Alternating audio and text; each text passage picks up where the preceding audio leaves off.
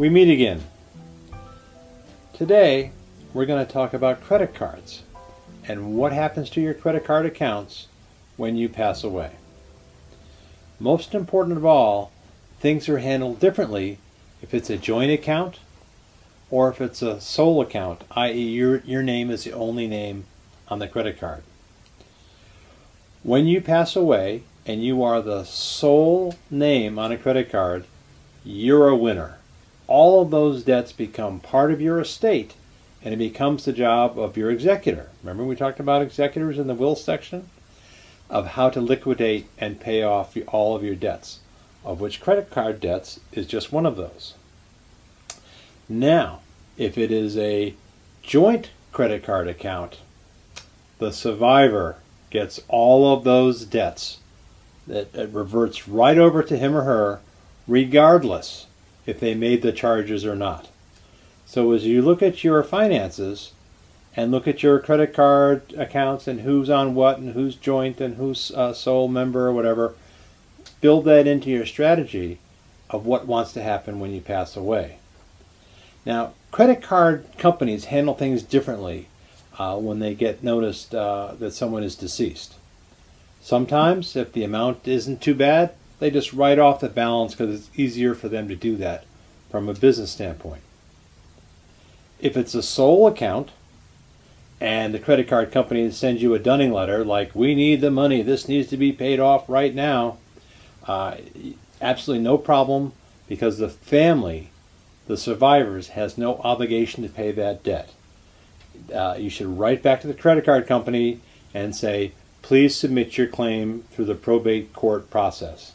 And again, at that point, a lot of times they just want to write it off and keep things going. Now, it's really important to tell the credit card companies when someone dies. They have no way of knowing what's going to happen. And it's really important that you do this. Let me give you an example. Uncle Harry dies and no one notifies a credit card company. The statements still come, the late fees build up, the interest builds up, because the credit card company doesn't know any different. They're just going to keep stacking on those fees as much as they can until they're notified.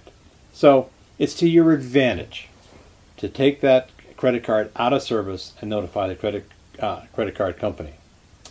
Now, here's a hot tip and something you really might want to consider. A credit card just for emergencies, just for when someone passes away and you have a sudden unanticipated expense. You can shop around for credit cards that have no annual fee and a low annual interest rate.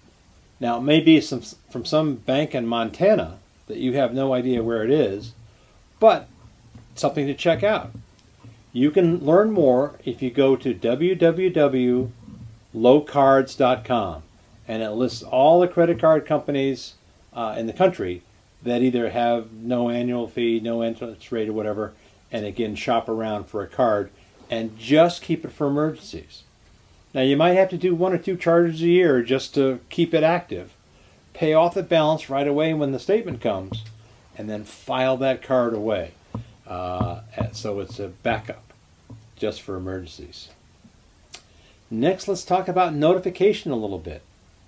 You really want to notify the 3 credit bureaus when someone passes away.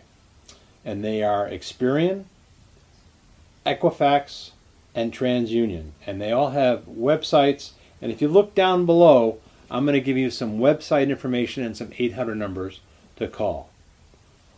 Why is it important to tell the credit bureaus? My cards haven't been stolen. My loved one has just passed away. Well, there are big issues, as we know today, with identity theft. And what you want to do is go on record is to say, this person is deceased and these accounts need to come out of service. Let them know. It's the right thing to do. And speaking of notifications, we can't leave out the Social Security Administration. We spent a couple of videos on all the things Social Security can do for you when someone passes away. It's time to notify them and get them up to speed as to what your benefit needs might be. Most important of all, if someone is receiving benefit checks or retirement checks from the Social Security Administration, don't cash them after someone passes away.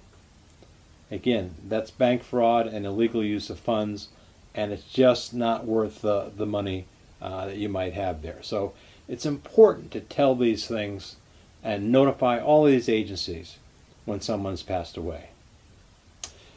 In the words of Mark Twain, it is better to deserve honors and not have them than to have them and not deserve them. If you haven't done so already, it might be time to think more about purchasing my book, The Ultimate Exit Interview.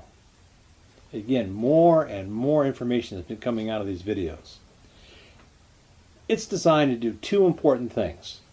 First, give you even more information than everything we've shared in all the videos. And two, and most important, a centralized, easy-to-use device to capture and collate and compile all of that information that's important to your survivors when you pass away. Want to learn more about the book? Great. Again, check on the link below to learn all about it. See you soon.